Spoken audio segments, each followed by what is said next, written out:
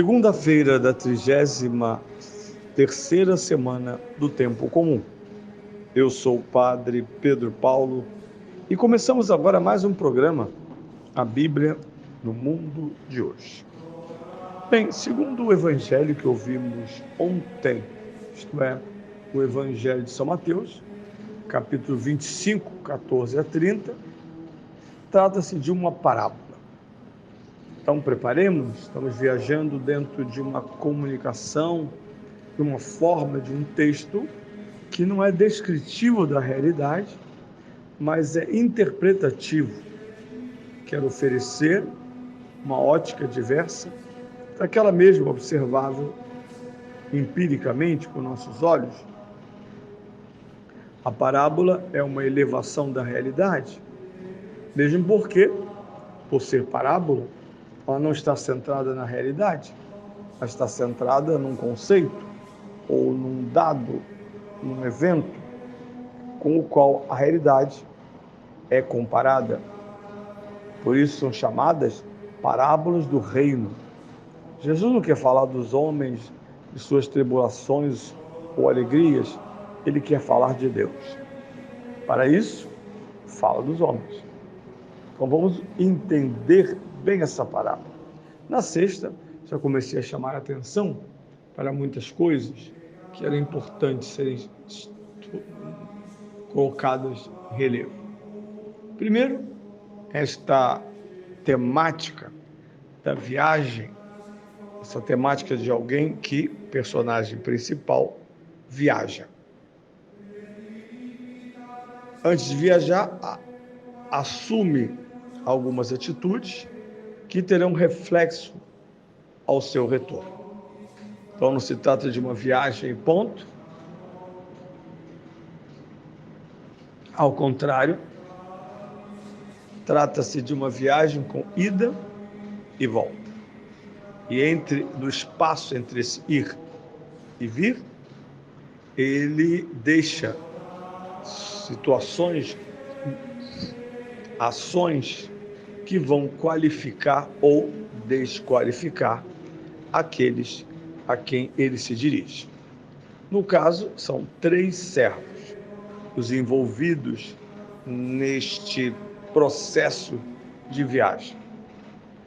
Trata-se de uma ação de transferir responsabilidades. Ele entrega a 3 discípulos, ou melhor, a 3 servos, dons, valores. E aqui é interessante, eles se tornam não donos, proprietários daquilo que receberam. O Senhor que viaja não lhes deu estes dons, mas confiou-lhes como administradores. Portanto, aqui já temos um dado interessante. Enquanto o Senhor partiu em viagem, esses 3 se tornaram administradores dos bens deste Senhor. A parábola acentua que não são dons iguais. São 5, 2, 1. Esses são os dons, segundo o próprio texto, adequados a cada sujeito. É interessante que o Evangelho pontua isso, cada um segundo a sua capacidade. Não é entregue a ninguém algo com o qual não possa lidar. Portanto, o cuidado com as explicações de fracasso, ou o que está em onda agora, infelizmente, o vitimismo. Eu não consegui porque era muita coisa, eu não consegui porque a sociedade não deixou, eu não consegui porque eu sou muito pobre. Não. Todos eram capazes de administrar, segundo a própria capacidade, os dons que lhes foram confiados. A parábola, então, fecha a sua primeira parte. Na segunda parte, nós temos a volta. E não é um simples retorno. A volta do Senhor da viagem significa também tomar posse de seus bens, de suas propriedades, enfim, ser senhor de todos. Ele não hesita em chamar imediatamente e verificar as ações durante a sua viagem. Claro que Jesus está falando, obviamente, de nós, enquanto o Senhor subiu à glória de Deus, está sentado à direita de Deus Pai, é tempo de processar os dons de Deus.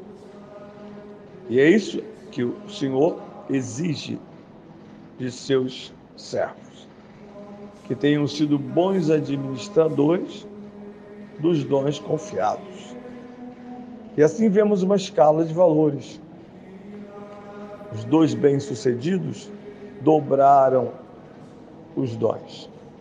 Apresentaram ao seu senhor, respectivamente, 10 moedas das 5 recebidas e 4 moedas das 2 recebidas. E como refrão, eles são chamados de servos bons. E ele lhes diz, agora sim, podeis participar comigo da alegria, porque fostes bons administradores. Alguém diria grosseiramente, esse senhor quer lucro. Sim, mas o lucro significa pôr em ação as próprias capacidades. Quem se enriquece, na verdade, são os servos que trabalham para que, ao retorno do seu senhor, eles possam apresentar a sua administração e receberam prêmios. Todos os 2 foram chamados de servos bons. Mas aqui chegamos ao clímax da parábola, que é aquele servo medroso, mesquinho, que devolve ao seu senhor aquilo que ele escondeu sob a terra.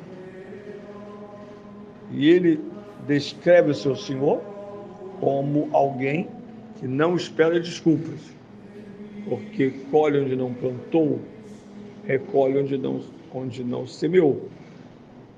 Ele é chamado de severo. E isso caracteriza uma péssima relação ao seu Senhor, porque, na verdade, ele é o único que não entrega ao seu Senhor 2 talentos, como previsto. E aqui vem o pecado como forma de explicação. Ele acusa o Senhor de inibir a sua ação, inibir seu talento, inibir sua tarefa. É o Senhor o culpado por ele não produzir, porque é severo. A resposta do Senhor não pode ser menos branda, porque ele diz, olha, sabendo de tais características do meu comportamento, o que deverias ter feito era multiplicar.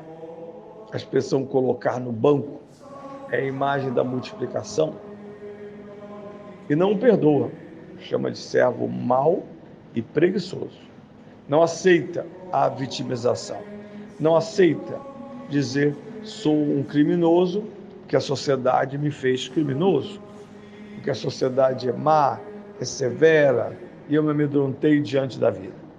Servo mau e preguiçoso. Não tem nada aí de direitos humanos, não. É erro mesmo. Só que a todo erro corresponde uma pena.